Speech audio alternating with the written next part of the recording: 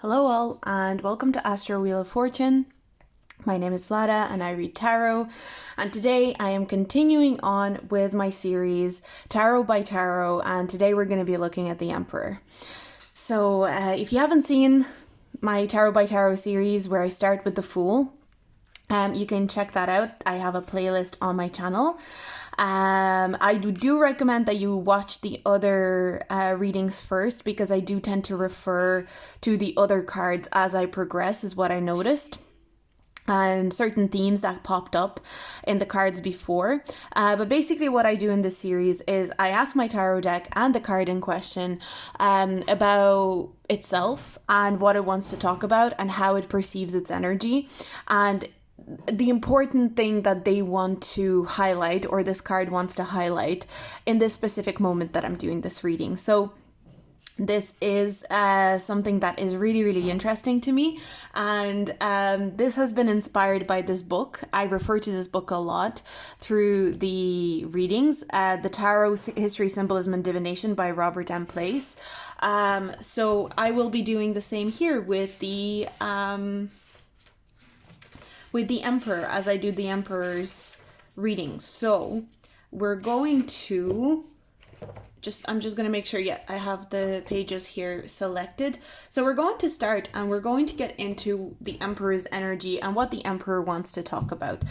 In the book, Robert M. Place does mention the Emperor and the Empress alongside each other quite a bit.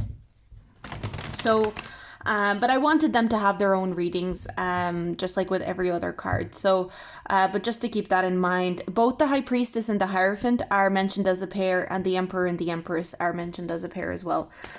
So let's look at the Emperor and see, what does the Emperor want us to know as a collective about its energy? I'm also not, we've got the High Priestess.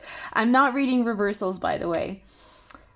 The Emperor is coming out quite strong. There's something very strong here with the High Priestess coming out.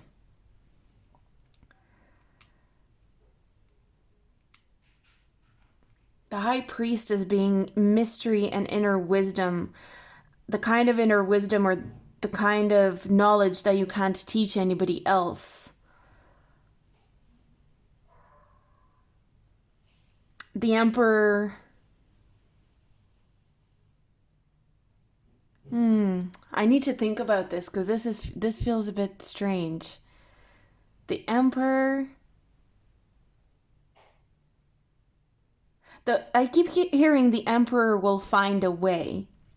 So we're the High Priestess, and if you watch my High Priestess video, you will see there was a lot of talk and a lot of channeling that came through was about how certain knowledge, no matter how hard you try to teach it to someone, the way that you've absorbed that knowledge, the way that you've absorbed a certain experience, you will never be able to explain it. You will never be able to find a way to make someone feel or see what you have felt and seen. And we have to make peace with the fact that certain things only you as an individual can experience. And two people could have the same experience from the outside that they experience completely different on the inside. But the Emperor is showing up as like, the Emperor will always try to find a way.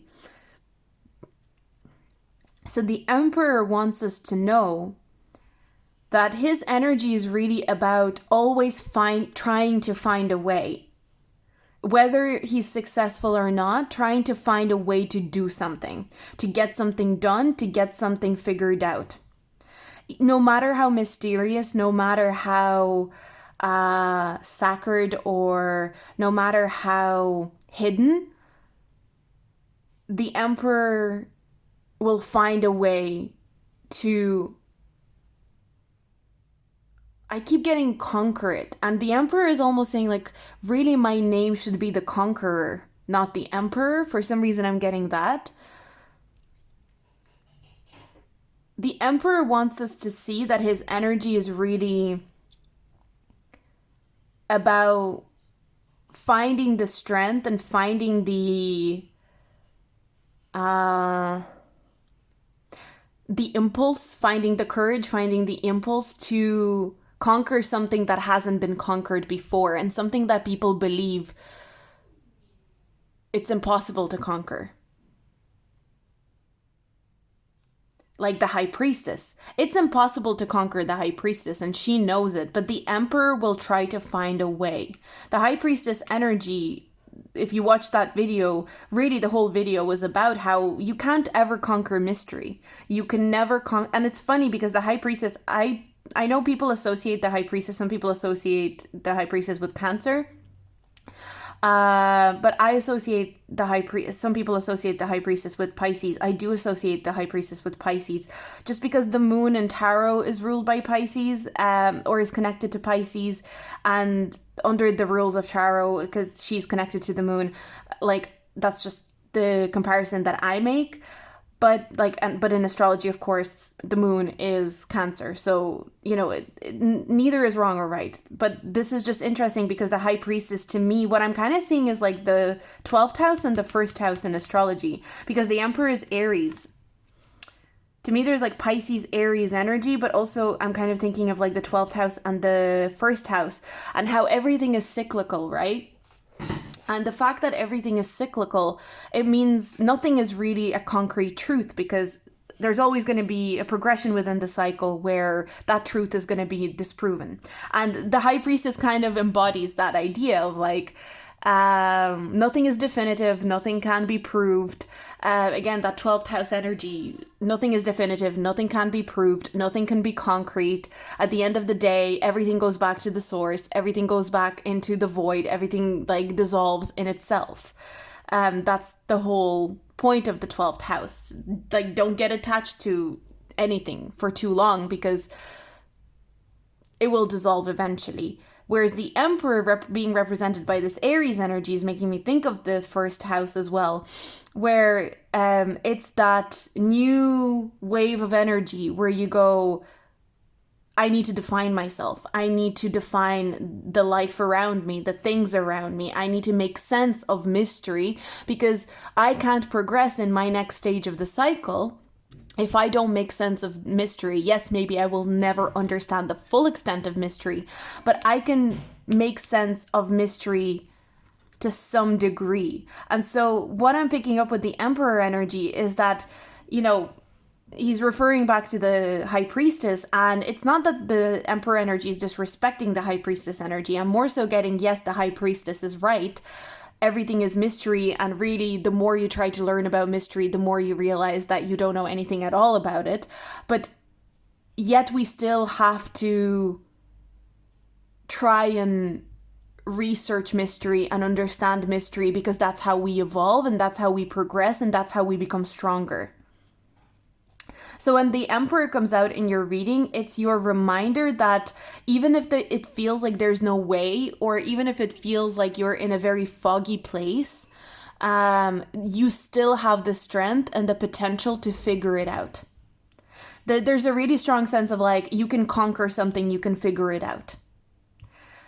Even the most mysterious thing on earth can be figured out, and maybe it can be figured out in that point in time, and then it turns out that you'd never figured it out at all, maybe.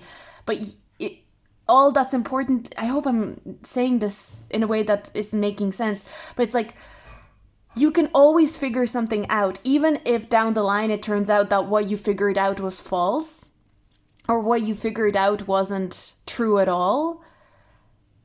It's still important to that present moment that you figured it out. Because again, time is not real. Our perception of time is very limited as humans. It's just how we experience reality. The linear time is just how we decided we're going to understand reality. The emperor is really saying, it doesn't matter. There's always going to be a need to conquer something. There's always going to be a need to figure something out, to come up with a solution, to come up with an answer.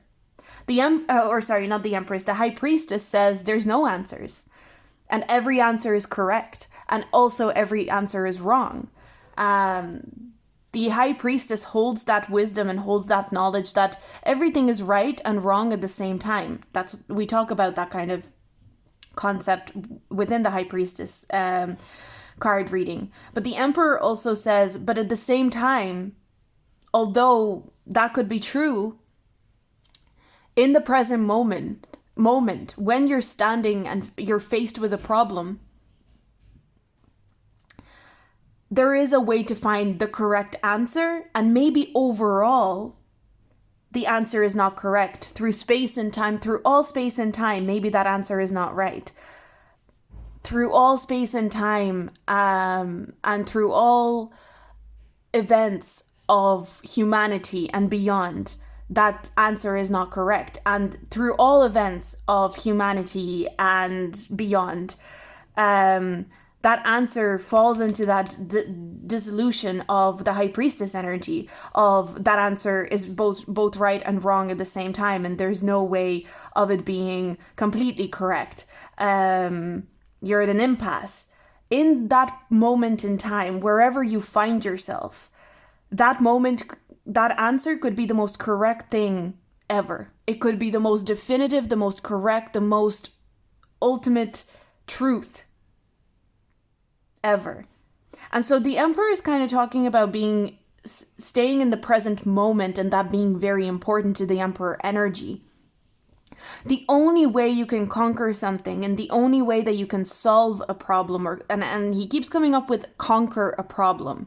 That is really the Emperor's energy. It's not kind of like, from what I'm getting from the Emperor energy is not seeing, I'm not getting the energy of someone working with a problem and being like, okay, problem, you're presenting yourself to me and I'm going to have to work with you on this one. The Emperor really sees the problem as something to be conquered. And when the Emperor comes out in a reading, he is reminding you that sometimes things have to be conquered rather than worked with. It's like, you need to conquer this situation. You need to take control of this situation rather than work with this situation. But it does not mean that it has to be toxic. It's just, this is an interesting feeling that I'm getting with the Emperor. It's like, if you don't take control of this, it will take control of you. And that's the Emperor's attitude. That's the Emperor's energy when the Emperor comes out in a reading. But now I'm kind of getting referred to the Empress reading that I did, and the Empress was really talking about honoring and worshipping the skills and talents, and all about nourishing your skills and talents, as well as allowing yourself to be nourished by skills and talents, and so on, just being nourished in general. And there was this concept that was coming up about fertility, and how we see fertility as this outputting thing, like fertility equals something that gets output, and other external sources benefit from it. Like fertile soil, people tend to think if a soil is fertile, it's giving us a lot of produce, it's giving us a lot of veg and fruit or whatever. And we were missing the part of where we need to fertilize that soil back. We need to fertilize the earth back. Without that fertility being put back into the earth cannot be fertile. The earth can only be fertile in a cycle. It's not like it's a stationary thing where it's fertile and that's it. Fertility is a cycle. Fertility is not a state of being. And so the Emperor is kind of referring to that fertility energy and like something needing to be fertilized and something, therefore having fertility. And he's kind of comparing this idea of conquering, that there's a cycle of conquering that happens within, or the cycle of control.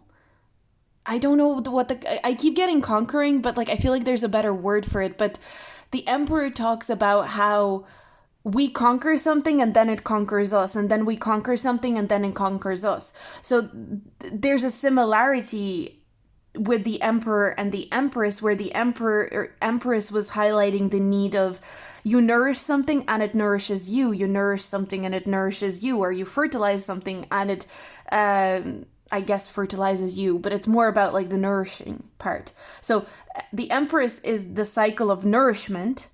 Something nourishes you, you nourish it back. Something nourishes you, you nourish it back. And the Emperor is highlighting something about conquer. You conquer something and then it conquers you. You conquer something and then it conquers you. And it can be something very simple, but you can't escape that cycle. And so once you conquer something, the Emperor is kind of giving me this visual of like, once you conquer something, it must conquer you back. And that's something that we kind of forget as the collective, as the way that I'm being shown it. If you don't want to be conquered by something, don't go out to conquer it, is basically what the Emperor is saying, because that is, again, energy is mirrored. So, or at least, expect it to try to conquer you back. But again, it doesn't have to be violent. It doesn't have to be toxic. The way that I'm seeing conquering is more so like taking control of something. So when you gain control over something, be prepared. The way you, that's another thing that I'm getting. The way that you've taken control of this thing will reflect in how this thing takes control of you. And so the Emperor is kind of referring to, like, if you take control over a kingdom, you take control over all these people, you gain this power over people. The way that you do that will reflect on how those people will take control over you and conquer you, because it's only a matter of time and evolution before the thing that you conquered, the thing you took control over, takes control over you and conquers you. And that's what the Emperor really likes to highlight in readings, I feel. This is really changing the way that I see the Emperor, and it's a very interesting. And so he's kind of, there's something interesting because there's a lot of respect that I'm picking up for the High Priestess energy from the Emperor. But the Emperor is saying you can try to conquer the mystery. You can try take control over a mystery. But the way that you take control and conquer the mystery will reflect on how that mystery then comes back around in a circle, like a boomerang, and takes control over you and conquers you. So it's like, again, going back to the magician, we have that magician energy that is all about like manifesting something. And we were talking about how the way that you manifest something is how you will experience that manifestation. Like I was saying, if you acquire a manifestation, whatever that manifestation is, through an energy of being deceptive and the energy of kind of like stepping on people, then whatever you acquire in the end, you will have it. You will acquire it. It will be in your hands. But the way that that energy operates of that manifestation will reflect back on you, where you will be deceived and you will be lied to and you will be harmed or stepped on in some sort of way. So it's like anyone can manifest anything. It's about how you're manifesting something. I won't go into the magician too. I feel like I'm always talking about the magician in these readings so far. But the 3 questions was, what am I manifesting? Why am I manifesting it? And how am I manifesting it? So there is an element of that with the Emperor where he wants to remind us that when you take control over something, you take authority over something, you conquer something.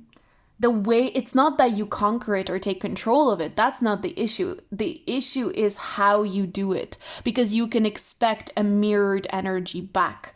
And he's giving me this interpretation again, and this kind of, these metaphors have been coming up through the Major Arcana cards so far quite a bit, but like how you take control or execute authority over a child that you are raising, that you are bringing up into the world, is how that child will assume authority over you and conquer you, if at all.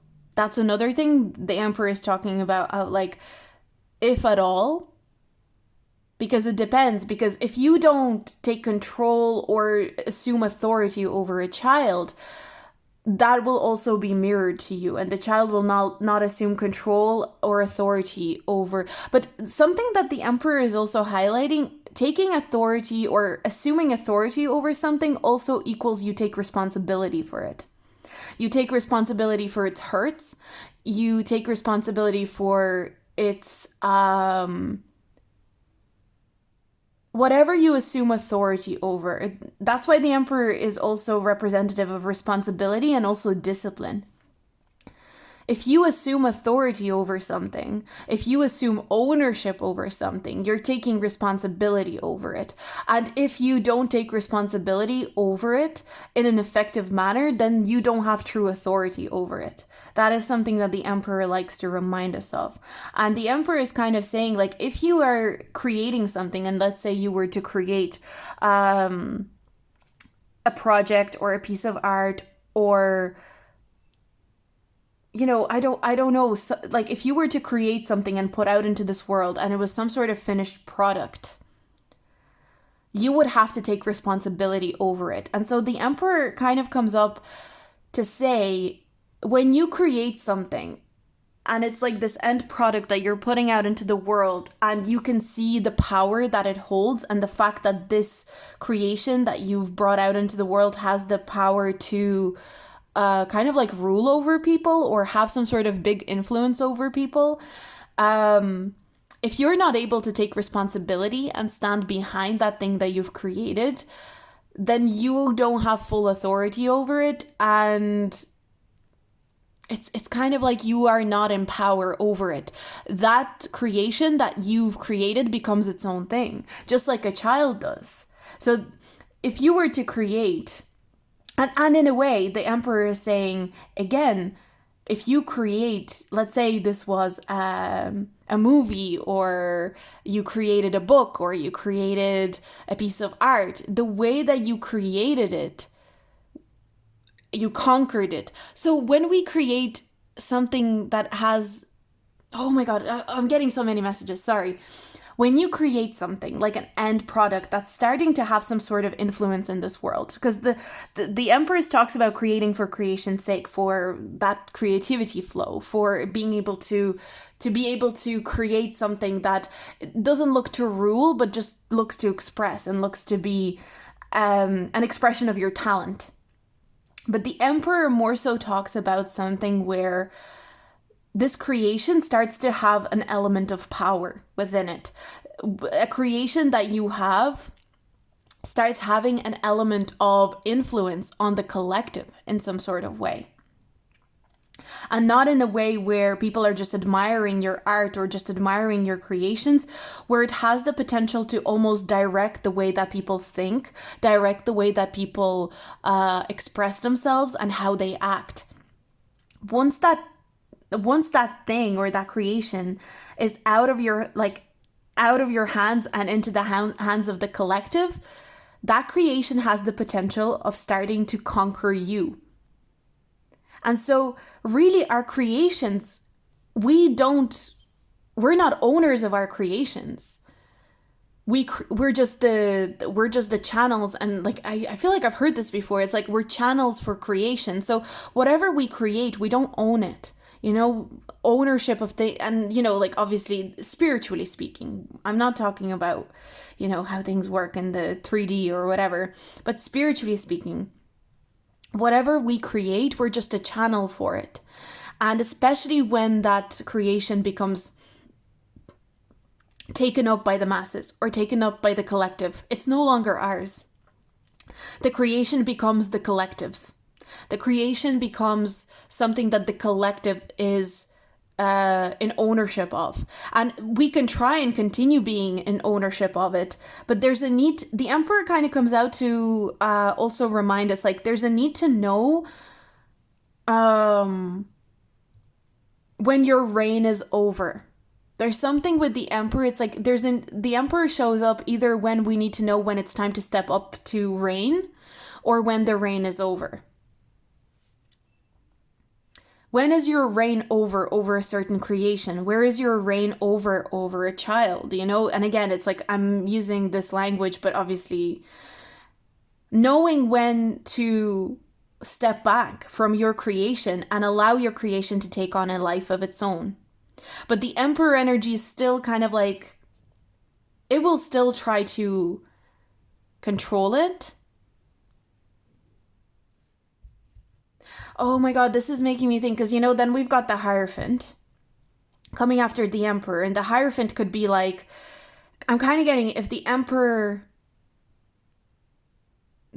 and the Emperor, they create a creation together. Because the Empress provides that creative energy, that creative flow, that nourishment, and she creates just for creation's sake because she enjoys creating. She enjoys being the channel for creativity. The Emperor is the creative process where you create something that is very specific and that goes out into the world. That goes out into the world and starts being shaped not only by the Empress and the Emperor, but also by the collective that is external force, that is impossible to control.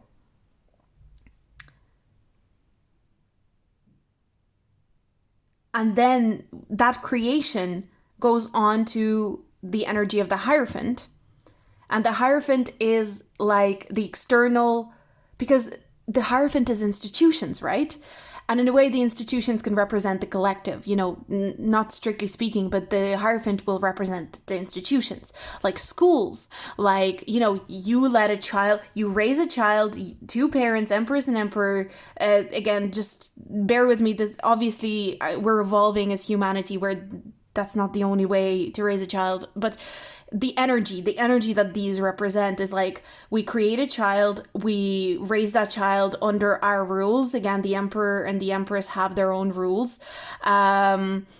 They then allow the child or move the child out into the collective, where institutions like schools, religions, beliefs start taking over and shaping this child further.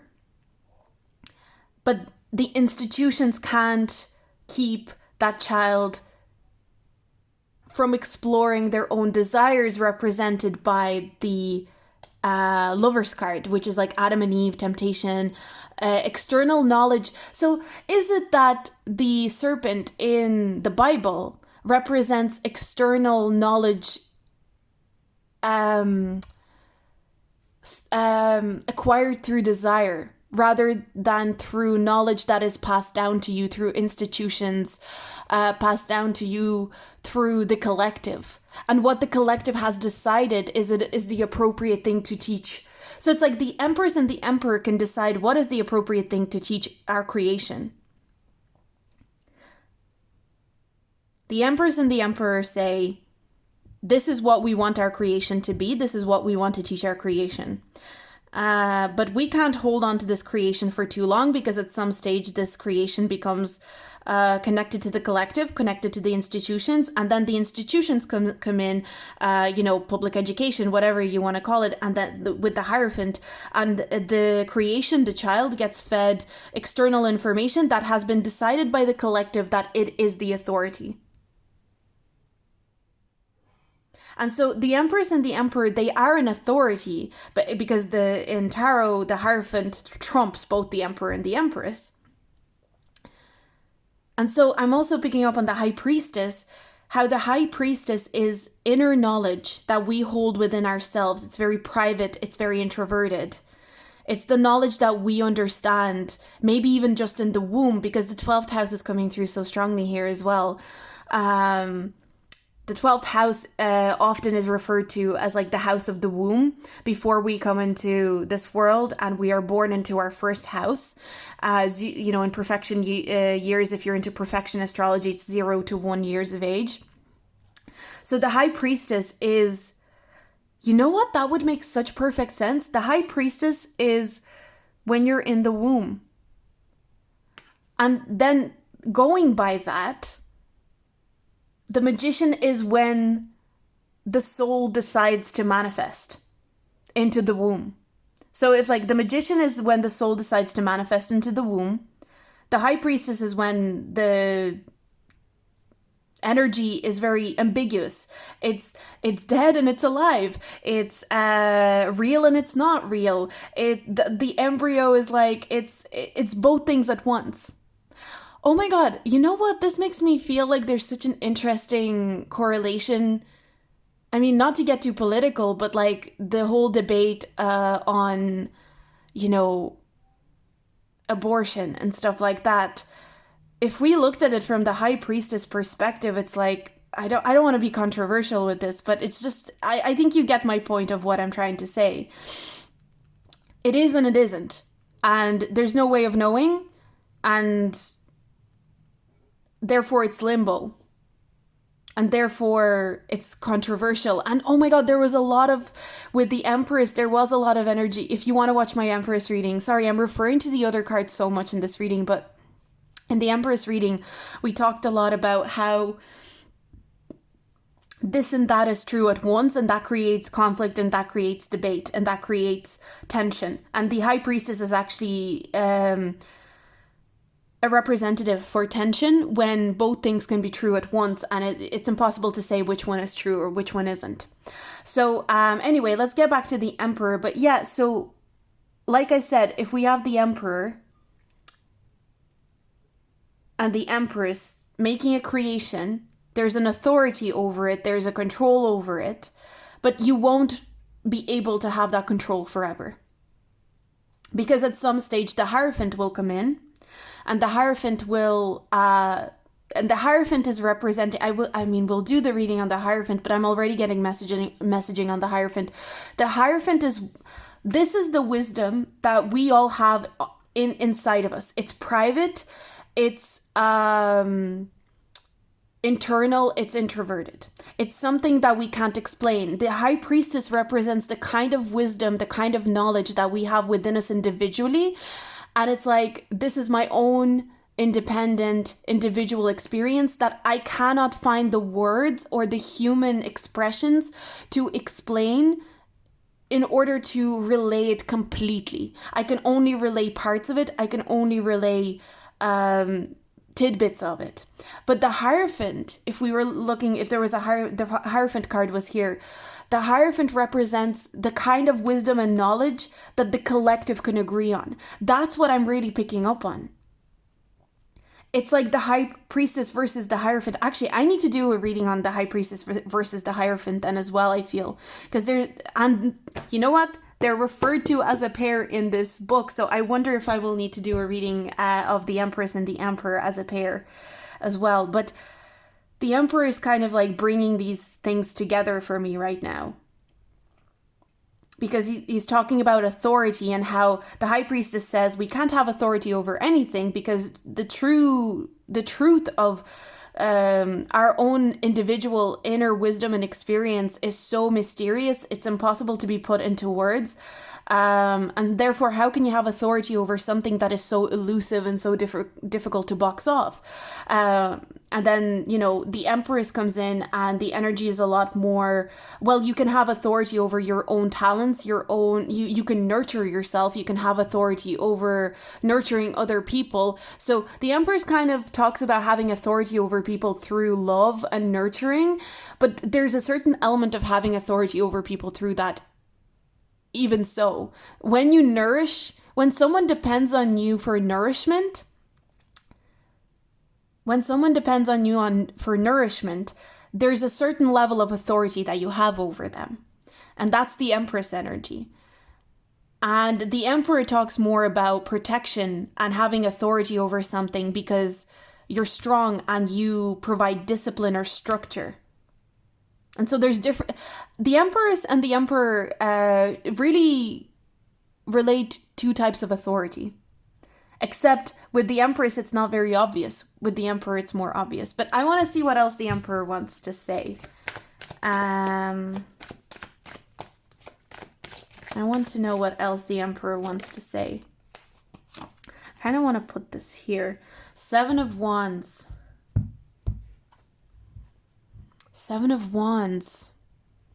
It's all about defending. It's all about protecting. The Emperor is a lot more of a defensive energy. The Emperor kind of is... What the Emperor is trying to say here to me is that sometimes being on the defense and sometimes being ready to defend those that you care about and those that you love. But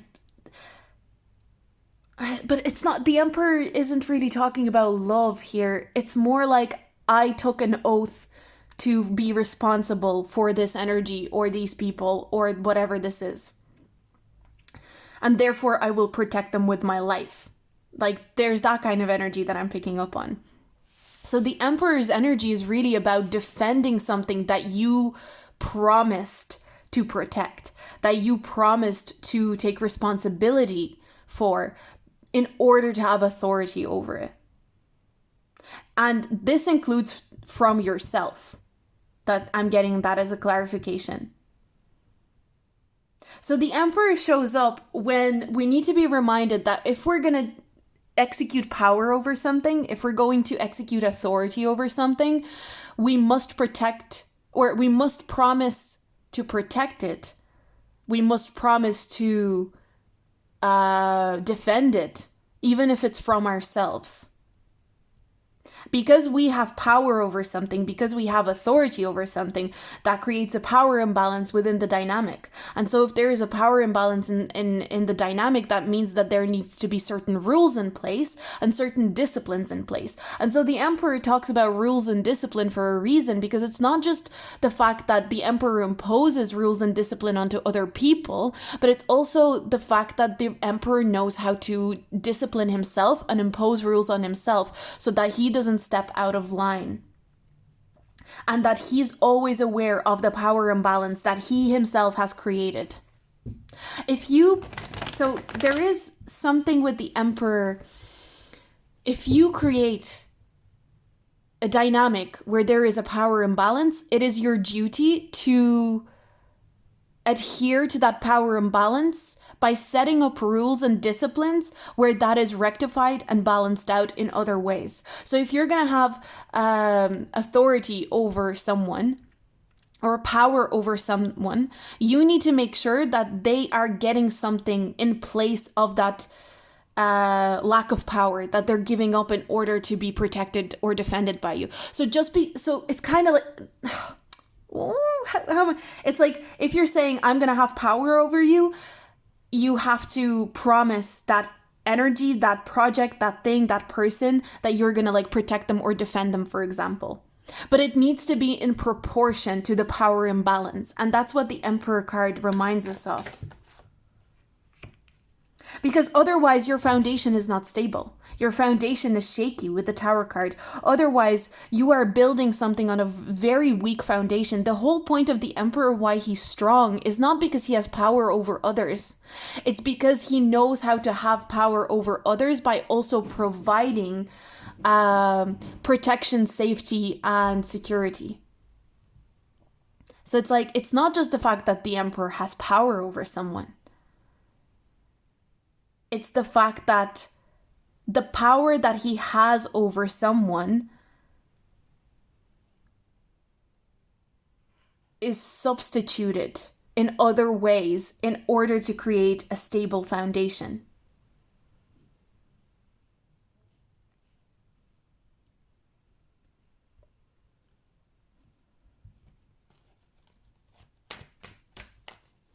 The Emperor comes out in a reading when your guides or the universe wants to remind you to build a very stable foundation. But there is a really strong energy of like, the Emperor can come out as well when the cards are letting you know that you are ready to step into some sort of position of authority or power, but there's always going to be that underlying message of you're ready to step into the position of authority or power, but you need to remember that you need to balance. Once you're in authority, once you're in power, what are you giving back to the people that you're having that power imbalance over? What are you providing them with? Yes, what are you... Equal exchange. The Emperor is really about equal exchange. The Emperor is really about balance. What are you actually giving back? Because power is currency, is what I'm picking up with the Emperor. And the Emperor is, wow, okay, power is currency. So power is currency. So what goods and services are you... Oh my God, this is... If power is currency, what goods and services, what are people getting back from you since you're in power? Because otherwise you're stealing from people. And again, this is kind of making me think of like, hoarding of wealth, or because hoarding of wealth equals hoarding of power. I feel like there's something like that coming through, because right now in our society, currently, the way we're experiencing reality where wealth is power, right? Financial wealth is power. And if you're hoarding wealth, if you're hoarding financial wealth, you're hoarding power. And if you're hoarding power and you're not providing a balanced exchange of goods and services to the people that you're hoarding power from, you are stealing. You are being dishonest, and that is going to be balanced out at some point, whether you like it or not. You are building your empire on a very shaky foundation. You're building your, kingdom on a very, very shaky foundation, and that is going to crumble. But there's already, it's like power. If you are going to attribute power, if you are going or not attribute, accumulate, sorry. If you're going to accumulate power, the only fair way to accumulate power is to exchange fairly something back to the masses, something back to the collective. And if you're not exchanging that power accurately, if you're not providing an accurate balance, again, it's like if you paid for something and you didn't receive the service. If we're giving away our power to people, again, this can be the reminder with the Emperor here as well. The energy of the Emperor can remind us that you could be giving away your power. If we were to look at giving away power as, giving someone money and not getting, anything in exchange, just giving money away because, we're just burning money. That's kind of the correlation that I'm being shown with the Emperor. What if we looked at giving away our power as giving away loads and loads of wealth? And at this point, we're kind of at a point where the two are correlating. But that's what the Emperor really wants to say. You're not a true emperor. You're not a true wielder of power, because the Emperor is like wielder of power. A true emperor knows how to wield power in a way that, yes, I have power over people and there's a power imbalance. But if I'm going to have a power imbalance and I'm going to have power over people, I will give back to the collective in a way that is fair and in a way that not nourishes them, because that's more of an empress thing, but like protects them and makes them feel safe. It's like you only deserve to be in power if the people that you are in power of feel safe by being in your power. That's really the message of the Emperor. And if you don't make people feel safe when you're in power, well, then be prepared to be overthrown, because the way that you conquer is the way that you will be conquered. If you conquered through the mode of making people scared and making people fear you, then the people will make you fear them eventually, and they will conquer you through fear back. And the balance will be restored. But again, we as the collective then probably need to remember that if we are wanting to conquer something back, and we don't want to continue the cycle of fear, because again, if we conquer the power through fear, again, it will be, whatever you conquer, it conquers you back. So how do we break the cycle of fear in terms of conquering, or how do we conquer the cycle of power imbalance? But yeah, it just brings me back to that thing at the start of the reading where I said, the way that you conquer something, it'll conquer you back the same way. And, it's up to you whether you break the cycle or not. So that's what the Emperor wanted to say. I think this was a very interesting reading. I think one of my favorites so far, because there's just so much to it, I think. And the fact that so many other major arcana cards got kind of pulled in, I just thought that was very interesting. So yeah, I'm going to leave this reading here. I hope you enjoyed it. If you like this reading, do subscribe and comment. If you like this series, please make sure to tip if you are able to. I never expected, but I really appreciate it if you can. I'm just really enjoying doing this series. I'm so passionate about it. Yeah, so you can tip me through the tip button below. It's just the thanks button underneath the video. It's like a love heart thanks button. Or you can tip me on my PayPal. The PayPal link is down below as well. If you would like a private reading with me, you can check out my Etsy. The link is down below in the description box. And also you can sign up to my Patreon if you want to see more pick a cards by me. That's where I do kind of extra pick a cards. But I'm going to leave it here. What a great reading once again, and I'll see you in my next video. Bye!